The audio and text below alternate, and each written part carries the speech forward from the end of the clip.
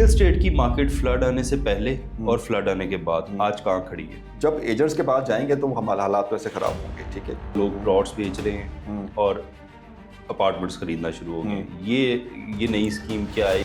मैं नाम लूंगा तो आपका काम खराब होगा। आपने अपनी बात से इसलिए नहीं पास आना क्योंकि आपका ये प्रोजेक्ट है। जिन लोगों के पास होल्डिंग पावर है, जो प्लॉट रख सकते हैं, उनके लिए क्या सजेशन है? क्या उनको भी वर्टिकली आना चाहिए? अब एक चीज़ है, एक चीज़ की पीक वैल्यू चली गई है करोड़ रुपए की, अब उससे ऊपर तो नहीं जाएगी ना। आप इस बात को क्यों नहीं अग्री कर रहे कि डेवलपर को ज्यादा फायदा है इसमें? मेरी एक प्रॉपर्टी है जो 5 मरले की मैंने बाय कर ली, ठीक है, और उसके साथ मैं आज एक अपार्टमेंट भी बाय कर लेता हूँ, ठीक है। क्या 5 साल के बाद उस अपार्टमेंट की और उस जमीन की वैल्यू जो अलग से मेरा प्लॉट पड़ा हुआ है, उन दोनों की प्राइसेस सेम होंगी? ऐसा नहीं होता। अच्छा, ऐसा नहीं है। यही वो 4 लाइनें हैं जो आप किसी को सुना के उसको फंसा रहे हैं। अस्सलाम वालेकुम व्यूअर्स, मैं हूं राजा अली और आप देख रहे हैं फैक्ट फाइंडर, जहां हम आपको प्रॉपर्टी के हवाले से अपडेट्स देते रहते हैं। नाजरीन, आज हमारे साथ फिर वकास साहब मौजूद हैं, इनसे बात करेंगे। आज का हमारा मैं आपके साथ डिस्कस कर लूँ आज का हमारा टॉपिक क्या होगा। आज हम बात करने जा रहे हैं हाई राइज के ऊपर, कि जो हाई राइज कॉन्सेप्ट पाकिस्तान में इंट्रोड्यूस हुआ है, स्पेशली लाहौर में, इस पे बात करेंगे। और दूसरा मेरा पॉइंट होगा कि फ्लड के बाद पाकिस्तान की रियल स्टेट कहाँ खड़ी है। वकास साहब, फ्लड आया, बड़ी बुरी तरह आया, सब कुछ अपने लपेट के साथ ले गया। रियल स्टेट की मार्केट फ्लड आने से पहले और फ्लड आने के बाद आज कहाँ खड़ी है? फ्लड आने से पहले जनाब मामला कुछ और था, फ्लड के बाद कुछ और है। हमने ये देखना है कि लाहौर में जो रियल स्टेट जो सोसाइटीज़ थी, जहाँ पे जो हाउसिंग प्रोजेक्ट्स थे, कौन से हिट हुए, ठीक है, उनमें क्या हालात हैं, और जो नहीं थे उनके तो माल हालात को फ़र्क नहीं पड़ा। रिवर बेड पे जितने भी थे सभी इफेक्ट हुए, सब इफेक्ट हो गए, ठीक है। लेकिन अब ये देखें ना कि उसके ऊपर आफ्टर इफेक्ट क्या है। हमने देखा वो हाउसिंग प्रोजेक्ट जो इफेक्ट हुए, उन्होंने उसके ऊपर माशाल्लाह अब डेवलपमेंट स्टार्ट कर दी, ठीक है, और वो जो अफेक्टेड एरिया था उसको उन्होंने रिकवर करना स्टार्ट कर मुझे आप एक आसान लैंग्वेज में, एक लेमैन की लैंग्वेज में ये समझाएं, 10 लाख रुपए वाली प्रॉपर्टी जो फ्लड से पहले थी, फ्लड के आने के बाद आज भी वो 10 लाख की है, 8 लाख की होगी या 12 लाख पे चली गई? देखिए, डिक्लाइन नहीं हुई, ठीक है, डिक्लाइन नहीं हुई। मैं इस चीज़ को कहूँ कि डिक्लाइन होगी नहीं। वजह उसकी जनाब ये है कि बिल्कुल उस टाइम हाइप थी कि सैलाब आया है, फ्लड ने तबाही मचाई है ओवरऑल पूरे पंजाब में। देखा है आपने, कोई जरी ज़मीन नहीं बची, ठीक है। तो हाउसिंग प्रोजेक्ट तो भी दूसरी चीज़ है, छोटी चीज़ है। हम बात करते हैं लाहौर शहर की। असल में ये जो रावी अर्बन डेवलपमेंट अथॉरिटी है, जिसे हम रूडा कहते हैं, इनका प्लान ही ये था कि रिवर को चैनलाइज करना है हम लोगों ने। लास्ट टाइम डिस्कशन हमारी इसकी, हाँ, इसके ऊपर तो हम लोगों को बता चुके। तो अब हुआ ये है कि जनाब, जब अभी वो कंस्ट्रक्शन फेज चल रहा था, लेकिन अनफॉर्चुनेटली जारी बात है, अनफोर्सीन चीज़ें होती हैं, नेचर है, उसको आप नहीं लड़ सकते। आपके पास अर्थक्वेक आता है, आपके पास फ्लडिंग होती है। लेकिन आप मेरे सवाल का सही जवाब नहीं दे रहे। मैं आपसे ये पूछ रहा हूँ, 10 लाख वाली प्रॉपर्टी फ्लड से पहले अगर 10 लाख की थी, फ्लड आने के बाद आज वो 10 लाख की ही है या पीछे चली गई? नहीं, डिक्लाइन नहीं हुई, वो रीस्टैंड कर रही है। यानी कि 10 लाख का प्लॉट फ्लड आने के बाद भी आज 10 लाख है। पार्क व्यू, थीम पार्क, जो सोसाइटियां जो साइट्स थी, जो एक्सपाइजी हैं, वो आज वहीं पे खड़ी है, उनके रेट्स में कोई फर्क नहीं आया। रेट पे फर्क नहीं आ रहा। चलें जी, अच्छा, गुड फॉर देम। जिन लोगों के प्लॉट्स थे उनको फर्क नहीं पड़ा, उनके लॉसेस बच गए। अच्छा, इस वक्त हम लाहौर में एक नया कॉन्सेप्ट देख रहे हैं, high rise concept, vertically movement, ठीक है। लोग प्लॉट्स बेच रहे हैं और अपार्टमेंट्स खरीदना शुरू हो गए। ये नई स्कीम क्या है? इसमें किसका फ़ायदा है? बायर का फ़ायदा है, डेवलपर का फ़ायदा है? मैं इस पे ज़रा आपको थोड़ा सा टाइम देंगे तो मैं बताऊंगा कि हाई राइज जो है वो बहुत लेट आई है लाहौर के अंदर। यहाँ पे कॉन्सेप्ट नहीं था लोगों को, लोग अपनी ज़मीन अपनी छत के ऊपर चलते थे। सबसे पहले कराची का कॉन्सेप्ट है ना, ये कॉन्सेप्ट कराची में था, और कराची के बाद फिर वो उधर ही कराची में रह गया, पंजाब साइड भी नहीं आ सका। हाई राइज जो है ना, वो किसी भी एक डेवलप्ड सिटी के लिए बहुत ज़रूरी होती है। देखें, हमने लास्ट टाइम डिस्कशन की थी कि हम लोग अगर हाउसिंग प्रोजेक्ट्स बना के, लाहौर आज कितना फैल गया। आज अगर हमने आपके पास आपसे मुलाकात करने के लिए भी आना है यहाँ पे, तो कम से कम 1.5 से 1.25 घंटा हमें चाहिए, बिल्कुल ऐसे यहाँ पे आने के लिए। अगर हम यही अपनी रेजिडेंस सेंट्रल लाहौर में या करीब जगहों पे रखें तो हमारा जो डिस्टेंस है वो छोटे हो जाएंगे, आना जाना हमारा आसान हो जाएगा, ठीक है। अर्बन जो इस वक्त ट्रैफिक है लाहौर की, वो भी कंट्रोल रहेगी। हुआ क्या जनाब कि जब आपने लाहौर को एक्सपेंड किया, एक्सपेंशन हो गई, तो लोग जो है वो अब आज देखें ड्राइवेंट, कसूर, इनफैक्ट यहाँ से ज़मीन नहीं रही, कुल मिला के ज़मीन ही नहीं रही। आपको ज़मीन भी नहीं रही। दूसरा ये कि आप आज देखें ना, आप काला शिकागो छोटी छोटी तहसीलें वो मर्ज हो के लाहौर में आ गई। हाँ। तो अब एक बंदे ने उठ के आना है किसी जगह हॉस्पिटल अपने किसी को लेकर, तो बेचारा वो 2-2.5 घंटे तो उसको हॉस्पिटल लग जाएंगे आने। तो वो तो उसको अपने अपार्टमेंट से भी आने में उतने टाइम। अपार्टमेंट आपका ये होता है कि जैसे एग्जांपल है, हम गुलबर्ग को देखते हैं, सिटी भी लॉन्च हुआ, गवर्नमेंट ऑफ पंजाब ने लॉन्च किया, तो वो उसका मतलब है कि सेंट्रल लाहौर में हम लोग जो है ना वहाँ पे रह के अपनी रेजिडेंस को रखें।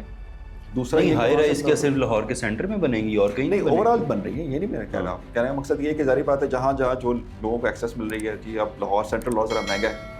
अब यही मैं बात करने लगा था कि अब लाहौर सेंटर में अगर एक अपार्टमेंट 5 करोड़ पे का तो रायवेंड वाली साइड पे वो अपार्टमेंट 2 करोड़ का होगा। बिल्कुल ऐसे तो फर्क तो है बिल्कुल। लेकिन पूछना मैं ये चाह रहा हूँ, क्या ये अक्लमंदी है या बेवकूफ़ी है कि आज की ज़मीन को बेच के अपार्टमेंट के अंदर मर्ज कर लेना? नहीं, बेवकूफ़ी नहीं है, ये फ़ायदा है। कैसे? मैं आपको ज़रा फैक्ट्स एंड फिगर के साथ बताता हूँ। आज हम एक 5 मरले का प्लॉट लाहौर में लेते हैं अच्छी जगह पे, हमें करोड़ 1.25 करोड़ से नीचे नहीं मिलता। ठीक है, ऐसे ही है। ठीक है। हम कंस्ट्रक्शन करते हैं घर की, वो भी तकरीबन हमें करोड़ की बढ़ जाती है अगर अच्छी A+ कंस्ट्रक्शन हमने करनी है, अपनी मर्जी के मुताबिक करनी है। घर कितने का बढ़ गया आपको? ये ऑलमोस्ट 2.5 करोड़ पे चली गई बात। चली गई आपकी बात, ठीक है। प्लस ख्वारी आपकी अलग कटी कि यार मैंने अपनी पैसे भी लगाए, अपनी मेहनत भी लगाई, ठीक है। अब घर की मेंटेनेंस की बात एक बारी आ गई, ठीक है जी। अब हुआ क्या जनाब कि मैं जिस हाउसिंग प्रोजेक्ट में हूँ यहाँ पे कोई मल्टीपल मसले निकल आते हैं, मेंटेनेंस के इशूज़ निकल आते हैं, तो मेरा घर भी उससे अफेक्ट हो रहा है, ठीक है। तो मैं 2.5 करोड़ मैंने बाउंड कर दिए किसी एक जगह के अंदर आके, प्लस अपनी मेहनत जो मैंने 1.5 साल की लगाई थी घर बनाने के अंदर, वो भी मेरी ज़ाया हो गई, ठीक है। अच्छा, हाई राइज क्या करती है? हाई राइज में आपके पास वर्टिकल मूवमेंट हो जाती है। आपका अपार्टमेंट है, फॉर एग्जांपल आपकी रिक्वायरमेंट है 3 बेड की या 2 बेड की, तो आपने वो 2 बेड जो है अपनी मर्जी के मुताबिक बना लिए। डेवलपर को कहा, डेवलपर ने अपना प्लान लॉन्च कर दिया, उसको आपने कहा जो आपके मुताबिक ऑफर कर रहा है वो प्लान, आप उसके अकॉर्डिंगली चले गए। अब आपने वो इंस्टॉलमेंट्स की मद में चीज़ें देनी है, ठीक है। दूसरा ये कि वो अपार्टमेंट आपको एक घर की कॉस्ट से कम पड़ेगा। प्लस जिस जगह पे आपने वो अपार्टमेंट हाई राइज बिल्डिंग बन रही है, जो प्रोजेक्ट बन रहा है, उस लैंड की भी अपनी कॉस्ट है। बिल्कुल है, ठीक है। आप उस लैंड कॉस्ट में शेयर होल्डर हो, ठीक है। हम अपार्टमेंट लेते हैं ना, नॉर्मली कॉन्सेप्ट ये जनाब अपार्टमेंट हवा में होता है, हमारा तो कोई इसमें है ही नहीं, कोई हमारी शेयर होल्डिंग नहीं है या हमारे पास ये मैं आपसे पहली दफ़ा सुन रहा हूँ, वरना हमेशा ऐसे ही देखने में आया कि जब लोगों की रजिस्ट्रियाँ देखी हैं तो उसमें लिखा हुआ है बिला छत बिला ज़मीन जी, यानी कि ज़मीन भी आपकी नहीं है, छत भी आपकी नहीं है, सिर्फ आपको जो 4 दीवारी करके दी गई है आप सिर्फ उसके मालिक। हाँ जी, ऐसा नहीं होता। अच्छा, ऐसा नहीं है। अच्छा, जो ज़मीन है ना, जिस ज़मीन में आपका वो अपार्टमेंट प्रोजेक्ट बनाया गया, उसमें शेयर होल्डिंग आपकी आ गई है। अब वो आपने कितनी शेयर होल्डिंग की है वो आपके डिपेंड करता है कितने स्क्वायर फीट आपने बाय कर लिया। ये जब आप अपार्टमेंट बाय करते हैं, क्या ये उसके अंदर लिखा हुआ होता है उस एग्रीमेंट के अंदर? हाँ जी, कि आप इसके शेयर होल्डर हैं, इस लैंड के भी शेयर होल्डर। डेवलपर आपको वो ज़मीन के ऊपर बना के देता है। देखिए कॉन्सेप्ट समझे जरा आप। हमने एक हाउसिंग प्रोजेक्ट बनाना है, हाउसिंग प्रोजेक्ट के अंदर में सिर्फ प्लॉट खाली बना के छोड़ के चले गए, ठीक है। हमने वो राइट्स किसको दे दिए? हमने वो मालिक को दे दिए, ठीक है। अब वो ओपन एक मिट्टी का एक छोटा सा टुकड़ा है जिस पे आपने कंस्ट्रक्शन खुद करनी है, ठीक है। अब यही डेवलपर कॉन्सेप्ट डिफरेंट हो गया कि वो लैंड अपनी लेके उस पर आपको ऑफर कर रहा है, जनाब मैं आपको बना के भी दूंगा इसके अंदर। अच्छा, ये उसके लिए तो ठीक है आपकी बात, उसके लिए ये अच्छा है जिसके पास कम पैसे हैं, जिसकी कंस्ट्रक्शन कॉस्ट ज़्यादा है, जो नहीं पूरा कर सकता, उसके पास प्लॉट है, वो कहता है यार कि मेरे पास 1 करोड़ का प्लॉट है, मुझे इसी 1 करोड़ पे में एक अपार्टमेंट मिल रहा है जो मुझे रिहाइशगाह मेरी बन सकती है, लेकिन उस प्लॉट को मुझे बनाने के लिए फिर 1 करोड़ रुपया चाहिए, उसके लिए तो ये बेहतर है। जिन लोगों के पास होल्डिंग पावर है, जो प्लॉट रख सकते हैं, उनके लिए क्या सजेशन है? क्या उनको भी वर्टिकली आना चाहिए? मेरे नज़दीक आना चाहिए। देखिए, मैं इस बात से इत्तेफाक नहीं करता, लेकिन आप अपनी बात देखिए, जिस बंदे ने प्लॉट लिया हुआ है, या तो वो रहेगा अपनी रेजिडेंस के लिए, या उसने लिया होगा कि चलो कल मैं इसको बेच के अपनी बच्चों की शादी कर दूंगा या बच्चों को पढ़ाने के लिए बाहर भेज दूंगा, या और कोई इसके अलावा अल्टर पल्टम कोई इलाज का खर्चा तो वो निकालो, राइट। यही है ना। और तो इस्लामाबाद ये हमारे पाकिस्तानियों के ये जनरल ऑप्शन यही होते हैं ना हमारे पास, और तो कोई ऑप्शन नहीं है। अब प्लॉट आपको सोसाइटी उस पर मेंटेनेंस चार्ज करती है पर मंथ, तो वो तो अपार्टमेंट्स की बिल्डिंग भी करती है। अपार्टमेंट्स की बिल्डिंग में आपकी मेंटेनेंस जरूर चार्ज होती है, लेकिन अपार्टमेंट आपकी कंस्ट्रक्टेड प्रॉपर्टी है, आप उसको रेंटल मोड पे लेके आ सकते हैं। कल आपको वहाँ से कुछ ना कुछ आ ज़रूर रहा है, प्लॉट से कुछ भी नहीं आ रहा, ठीक है। अच्छा, कल प्लॉट की वैल्यू आप कहते हैं मार्केट डाउन हो गई है, तो प्लॉट जिसने गेन करना था वो गेन तो कर चुका, वो स्टैंड हो गया। एक्चुअली मार्केट गिरती नहीं है, मार्केट स्टैंड हो जाती है, ठीक है, राइट। अब एक चीज़ है, एक चीज़ की पीक वैल्यू चली गई है करोड़ रुपए की, अब उससे ऊपर तो नहीं जाएगी ना। ये तो नहीं हो सकता कि उसके अंदर हम और ज़्यादा शहर के अंदर मल्टीपल चीज़ें खुल गई हैं, रोड नेटवर्क भी बहुत ज़्यादा एनहांस हो चुका है, तब जाके शायद कुछ 20% 30% के। देखिए मैं ये बात आपकी इसलिए मान रहा हूँ क्योंकि आप एक्सपर्ट हैं इस चीज़ के, हाई राइज कॉन्सेप्ट जो आ रहा है आपके साथ, बहुत सारे प्रोजेक्ट आप कर भी रहे हैं और आपके साथ अटैच भी हैं, बट मैं इस चीज़ से अग्री नहीं करता। अच्छा। एज अगर मैं आपसे बहस करना चाहूँ एज अ नॉर्मल ले मैन की लैंग्वेज में, कि देखें यार मैंने एक 5 मरले की प्रॉपर्टी खरीद ली, आज वो ज़मीन का टुकड़ा मेरे पास है जी। आप मुझे कह रहे हैं वो ज़मीन का टुकड़ा मुझे दे दो, मैं तुम्हें इसके ऊपर बिल्डिंग खड़ी करके देता हूँ और इस बिल्डिंग में तुम्हारे साथ मैं 5 फैमिलीज़ को और भी एडजस्ट कर दूँगा, ठीक है।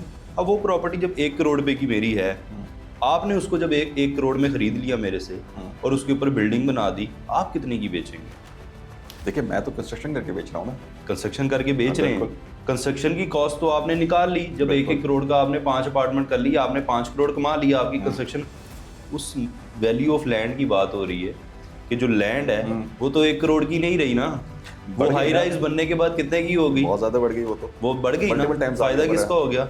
फायदा उसका नहीं है, फायदा तो आप लोगों का हो जिन्होंने लिया है लैंड। सर मुझे 1 करोड़ के बदले 1 करोड़ का अपार्टमेंट ही मिल रहा है, ठीक है, ठीक है। 1 करोड़ की जमीन देके मुझे 1 करोड़ रुपए की ही छत मिल रही है ना। टेस्ट केस बना लिया ना, ठीक है, 1 करोड़ की लैंड आ रही है आपने। आप इस बात को क्यों नहीं अग्री कर रहे कि डेवलपर को ज्यादा फायदा है इसमें? देखिए डेवलपर को वो दोनों तरफ से कमाएगा, वो जमीन से भी कमाएगा, वो बिल्डिंग बना के भी कमाएगा। देखिए डेवलपर दोनों एंड से कमाता है। डेवलपर चाहे वो हॉरिजॉन्टल हो चाहे वर्टिकल हो, दोनों एंड से कमाता है। अब आप एक बंदा है जिसने हॉरिजॉन्टल प्लॉट्स बनाने हैं, ऐसे ही है ना, प्लॉटिंग करनी है उसने हाउसिंग प्रोजेक्ट पे, तो वो किस तरह बनाएगा? जाहिर बात है वो लैंड बाय करेगा।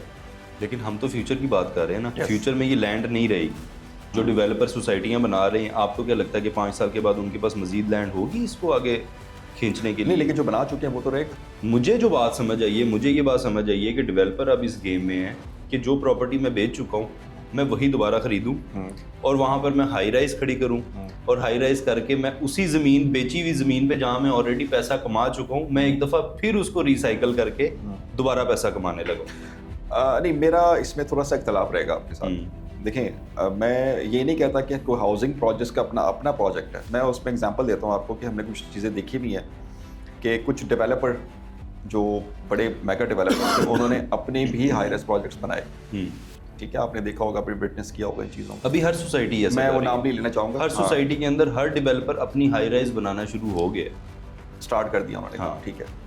टाउन हाउसेस कॉन्सेप्ट इसके लेकिन वो हाई राइज नहीं है, बट वो एक कॉन्सेप्ट है जिसके अंदर आप एक मल्टीपल पोजीशंस पे, डिफरेंट काइंड, बट है तो स्ट्रक्चर वही है। स्ट्रक्चर वही है, मल्टीपल पोजीशंस पे आपने जो है ना, यानी कि एक ही प्लॉट को 3 फैमिलीज को दे दिया, ठीक है। ग्राउंड टाउन हाउसेस का भी कॉन्सेप्ट है, ठीक है। हाई राइज जरा ये होती है कि जरा हम वर्टिकली और ऊपर निकल जाते हैं, एक ब्यूटी भी आती है सिटी की। अच्छा मुझे बताएं, अगर ये ज़मीन का जो टुकड़ा है आज इसकी वैल्यू अगर 1 करोड़ है और जो 1 करोड़ का मैं अपार्टमेंट खरीदने जा रहा हूँ, क्या 5 साल बाद उस अपार्टमेंट की और उस लैंड की वैल्यू सेम होगी?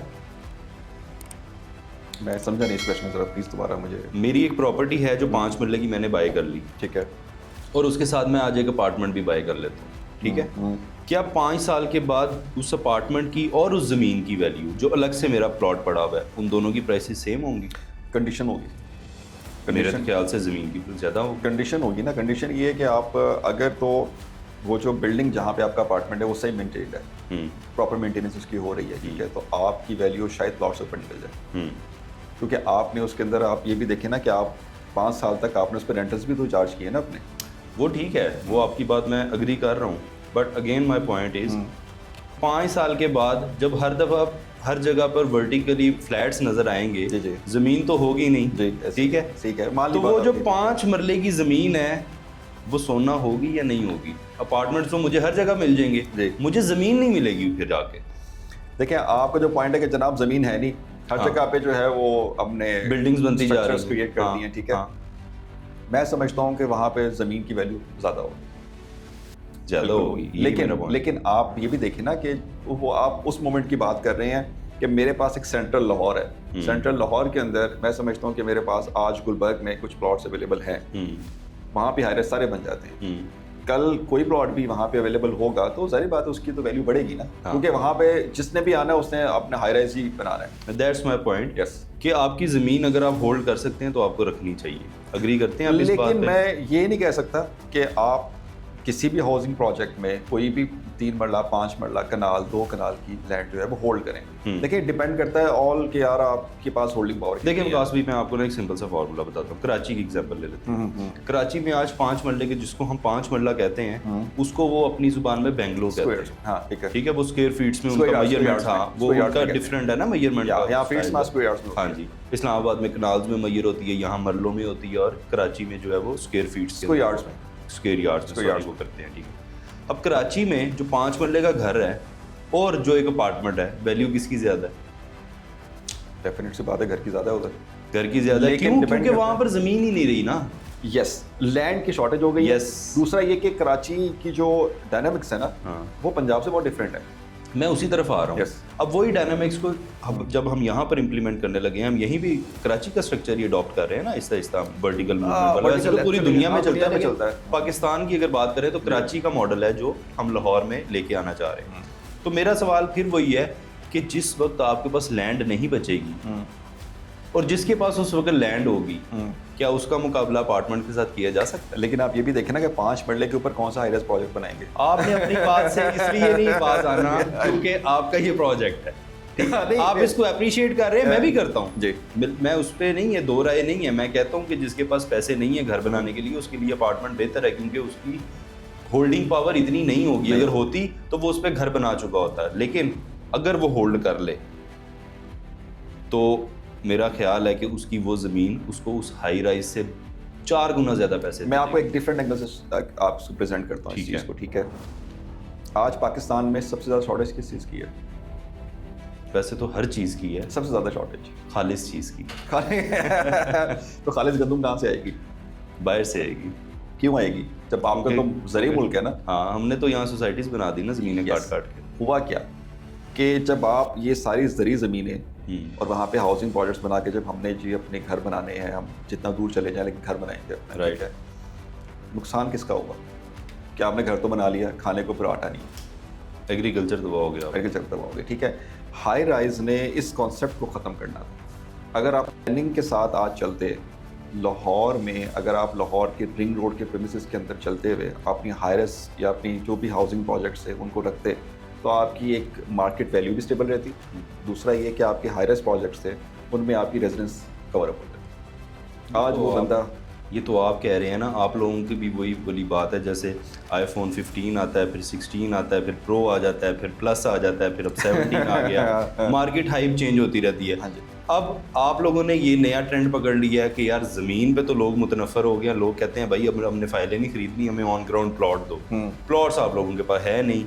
आपने खरीदी 1000 कनाल, बेच दिया आपने 5000 कनाल। अब वो 4000 कनाल आप लोगों से पूरे नहीं हो रहे, तो आप लोगों ने सोचा 1000 कनाल पे हाई राइज खड़ी करते हैं, और वो जो 4000 मालिक थे ना जिनको हमने फाइलें बेची हैं, उनको हम यहाँ एकोमोडेट कर देते हैं। मुझे तो ये सारी स्ट्रेटजी समझ आई नहीं। एक्चुअली जिस बंदे ने फाइल ली हुई है ना, ठीक है, वो तो डेफिनेट सी बात है आपसे प्लॉट मांगेगा। देखिए ये जो कॉन्सेप्ट है ना हाई राइज का, ये तो डेवलपर, प्राइवेट डेवलपर खुद कहता है जनाब हम आपको अगर 1 bed studio apartment, 2 bed apartment, penthouse, 3 bed apartment जो भी ऑफर कर रहे हैं, जो भी उनका प्लान है, वो सब कहते हैं जनाब कि हम लोगों ने आपकी रेजिडेंस को एकोमोडेट करना है। देखें, आपको प्लॉट में रेंटल इंक्रीमेंट्स नहीं लगते। सर, आप उस बंदे को टारगेट कर रहे हैं जिसके पास होल्डिंग पावर नहीं है, जो बेचारा है, ठीक है, जिसने फ़ाइल ख़रीद ली थी, आज वो रुल रहा है क्योंकि उसकी फ़ाइल बिक नहीं रही। अब आप लोग उसको क्या कर रहे हैं? आप कह रहे हैं यार इधर हम तेरी फ़ाइल मर्ज करवा देते हैं उस अपार्टमेंट में। अब आप क्या करेंगे? वही फ़ाइल के पैसे उठाएंगे, उसको पैसे को डेवलपमेंट पे लगाएंगे, उसी के पैसे को बेचारे को वो हाई राइज बनाएंगे और उसी में ही उसको मर्ज कर देंगे। आप लोग कल को ये कहने जोगे हो जाएंगे, देखिए जी हमने आपके साथ फ्रॉड तो नहीं किया ना, आपका वहाँ फंसा हुआ पैसा हम यहाँ से यहाँ निकाल के ले आए। हाँ जी। जबकि हुई उस बंदे के साथ ज्यादती ही है एक्चुअल में। नहीं, उसने 5 साल पहले वेट किया, अब 3 साल वो और वेट करेगा अपार्टमेंट के लिए। देखिए ज्यादती तो उस वक्त हुई ना जब बेचारे को चीज़ नहीं मिली। मैं आपको एग्जांपल देता हूँ। आज आपने कहा जी मैंने 5 साल वेट कर लिया। 5 साल वेट करने के बाद आपने कहा जी मेरी फाइल तो उधर ही खड़ी। सर 5 सालों में आप लोगों ने मेरे से कितना पैसा कमा लिया ये नहीं आप देख रहे। जो 5 साल मेरी इन्वेस्टमेंट थी वो आप लोगों ने होल्ड करके उससे आगे 4 कारोबार कर लिए। आप मुझे बात बताएं, चलें इसको डिफाइन करते हैं। देखें, हम अगर एक हाई राइज डेवलपर को पकड़ते हैं, हाई राइज डेवलपर जो होता है वो हाउसिंग प्रोजेक्ट तो नहीं बना रहा, वो तो बेचारा ये कह रहा है जनाब हम आपको अकोमोडेट कर सकते हैं ना। फॉर एग्जांपल यही मेरा पॉइंट है कि अब वही डेवलपर जो है ना वही हाई राइज की तरफ भी आ रहा है। कोई आसमान से नए फरिश्ते नहीं आगे जिन्होंने हाई राइज खड़ी की, लेकिन वही बिजनेसमैन ने जो लैंड ओनर था, जो डेवलपर था, उसने अपना बिजनेस मॉडल चेंज कर लिया कि अब वहां मेरे काबू नहीं आ रही, let's make them in a vertical. लेकिन आप मुझे चलें एक मुझे आप एग्जांपल दे दें कि ऐसे कौन से डेवलपर्स आपने देख लिए हाउसिंग प्रोजेक्ट वाले जिन्होंने अपने हाउसिंग प्रोजेक्ट बनाया और कहा कि हम तो डिलीवर नहीं कर पाए, आप एक काम करें हमारे साथ इस जो कंस्ट्रक्शन चल रही है हमारी जो हाई राइज हम बना रहे हैं इसमें आप एडजस्टमेंट करवा लें। ऐसे कौन से डेवलपर? मैं नाम लूंगा तो आपका काम खराब होगा। मेरा नाम तो खराब नहीं होगा ना, काम खराब होगा, लेकिन मैं आपको सिर्फ एग्जांपल दे रहा हूँ, नॉट मेक इट पर्सनल। हाँ, लेकिन मैं पता क्यों मैं आपको इसलिए बात कह रहा हूँ कि देखें, अगर कोई बंदा फंसा हुआ है किसी जगह पे, ठीक है, वो वहाँ से निकल नहीं पा रहा। एक फाइल आपने बात की, स्टार्ट के अंदर हमने बात की थी फाइल की, कि फाइल जनाब एक होती है, फाइल तो हमारी फंसी हुई है, वो ना उस पर प्लॉट बना ना कुछ बना। अब वो एक फाइल एक कागज का टुकड़ा है जिसको ना मैं लेना पसंद करूँ ना आप लेना पसंद करेंगे, ऐसे ही है।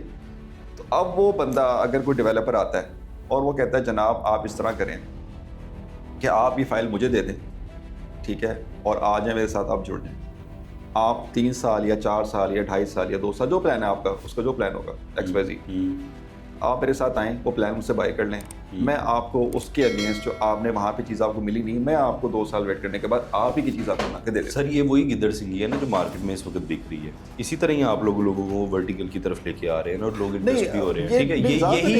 यही वो 4 लाइनें हैं जो आप किसी को सुना के उसको फंसा रहे हैं, ठीक है। और मुझे जो समझ आ रही है, आप लोगों के पास भी पैसा नहीं है, आप लोगों को भी डेवलपमेंट के लिए, हाई राइज के लिए पैसा चाहिए, तो उन्हीं लोगों से ही आप दोबारा उनकी फाइलें आगे पीछे करके उनको लेके आ रहे हैं। आपने ये बात नहीं माननी, मैंने आपकी बात नहीं माननी, क्योंकि मैं उस गरीब के साथ हूँ जिसके साथ ज्यादती हुई। तो हम कौन सा होगा गरीब बेचारे को हम जो है, आप तो नए से नए मॉडल निकाल लेते हैं ना कि अच्छा यार अब ये इधर फंस गया, अब इसको इधर फंसाते हैं, 2 साल के बाद देखेंगे अगर ये यहाँ फंस गया फिर इसको हम कोई छत के ऊपर ले जाएंगे। कोई बात देखिए, अगेन वही बात आ गई।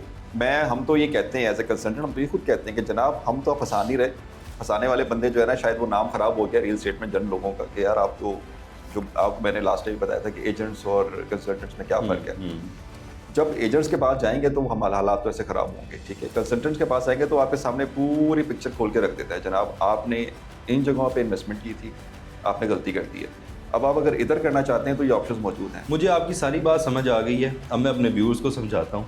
व्यूअर्स, अगर आप अपना पैसा होल्ड कर सकते हैं, ज़मीन अपने पास रख सकते हैं ना, तो आपको ये ज़मीन अपने पास रखनी चाहिए। ये ज़मीन का मुतबादल आपको कल को नहीं मिलेगा।